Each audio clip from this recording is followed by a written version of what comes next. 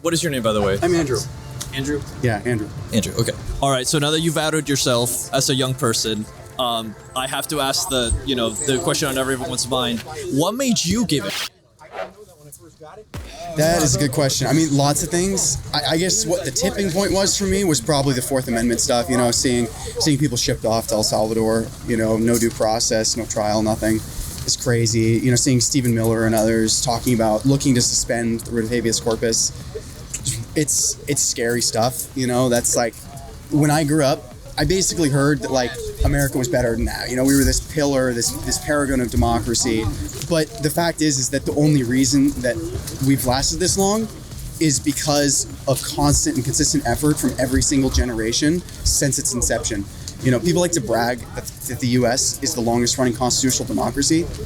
And that's because all the others failed. And we have to look and examine why did they fail, and we have to make sure that doesn't happen here. So Mayday is here 24/7. We've been here since May 1st, and we take shifts cycling through, and we're not going to leave until Trump is gone. When you were at work, did you speak to other people that were working with you? What did they feel about it? So I just graduated with a computer science degree, so more of my experience has been with other students, and I had the opportunity to go to school in Idaho, which is a pretty solidly red state.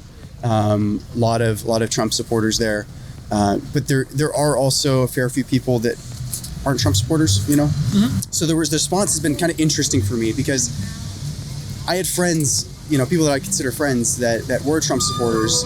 So every once in a while I would have a conversation with them where they'd say something, I push back a little bit, and we dig into it, and it sort of comes out that they don't even necessarily always agree with his opinions. I'm not saying that's true for every Trump supporter, but I think many of them, when push comes to shove, might not actually be super excited about the Fourth Amendment being, removed. There's a strong message from, I think, both the right and left media, which is that if you go from one team to the other, if you go from blue to red or red to blue, that you have to give up who you are wholesale. You have to completely abandon your identity. If you are a Republican, you want to be a Democrat, you have to give up on the family and the religious freedom. Or if you're a liberal and you want to be more conservative, you have to just completely abandon LGBTQ people or whatever.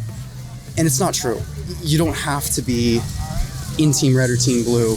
You can be a rational, reasonable person that recognizes that what the Trump administration is doing is terrible for our country, and that they're not the answer, and that they need to be held accountable for the crimes that they're committing.